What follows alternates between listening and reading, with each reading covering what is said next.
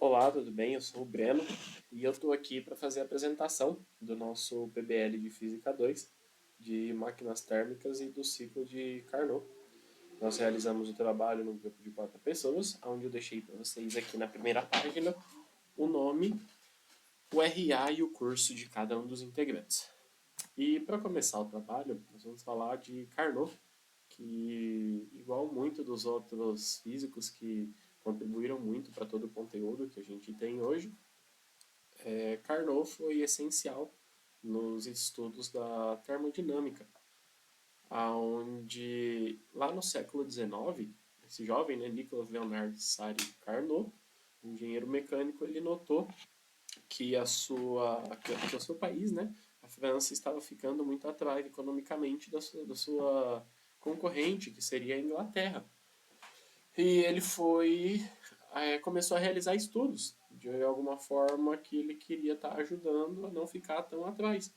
E um dos estudos que ele entrou, né, para contribuir foi a termodinâmica, aonde nós tivemos a criação de algumas máquinas térmicas, né?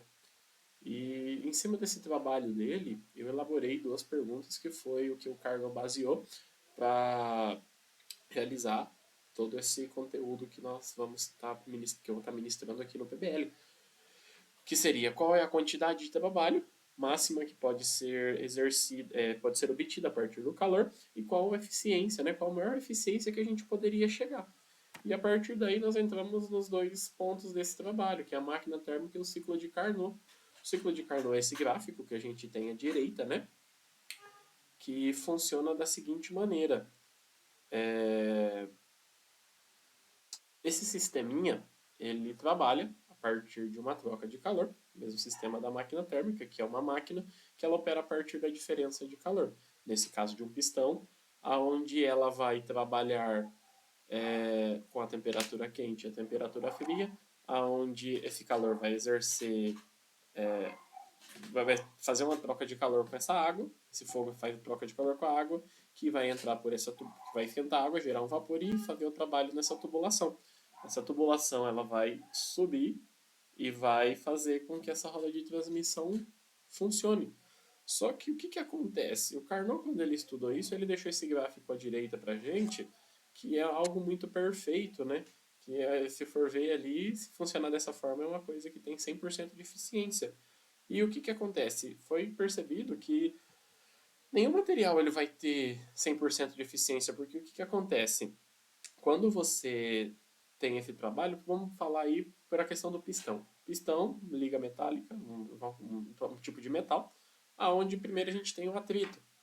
Depois desse atrito, que a gente tem uma perda de eficiência desse sistema, a gente tem a condutividade dos materiais, que também é uma perca. Na questão química, também a gente tem outra perca. É que nem um exemplo podemos dar da garrafa de café. Vamos supor que você tem uma garrafa de café e você coloca um líquido quente ali dentro, que é o café. O que acontece?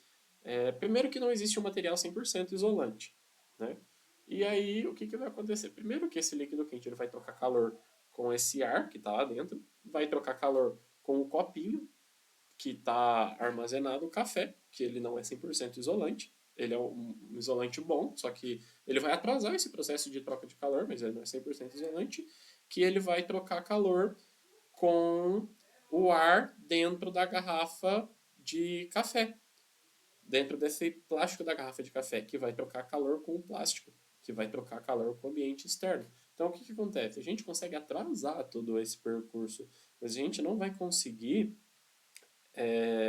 fazer com que ele seja 100% sustentável. É da mesma forma, dessa troca de calor com o ambiente que eu falo, seria um prato de sopa e um potinho de sorvete que tem em cima de uma mesa. O que vai acontecer? Esse prato de sopa ele tende a esfriar e esse sorvete ele tende a esquentar, porque ele vai trocar calor e vai ficar em uma temperatura ambiente. E cabe a nós, né, como engenheiros, achar alguma forma que a gente tenha uma maior eficiência nesses motores. E fora ter uma eficiência essa que ela seja um pouco mais barateada. Porque, assim, quando começou, uma das primeiras máquinas que foi inventada por Carnot, ela tinha 99,5% de eficiência. Então, todo aquele processo que ocorria ali basicamente, basicamente não, 99,5% desse processo aí era perdido, entendeu? Era dissipado. E aí o que, que aconteceu? Com o tempo, a gente foi melhorando isso. James Watt melhorou essa eficiência de 3% para 5% e fomos aumentando, até que hoje nós temos uma eficiência na média aí de 40%, de 25% a 40%, 25% que nem as placas fotovoltaicas e algumas, né, 40 com materiais mais específicos. Então, assim, a gente está nessa média hoje de 25 a 40. Só que existem motores que têm uma eficiência muito maior. E aí, o que, que acontece? Cabe a gente, né, encontrar esses materiais e transformar eles de uma forma mais barata. Ligas metálicas que sejam mais baratas, transformações químicas de modo que a gente consiga custear isso.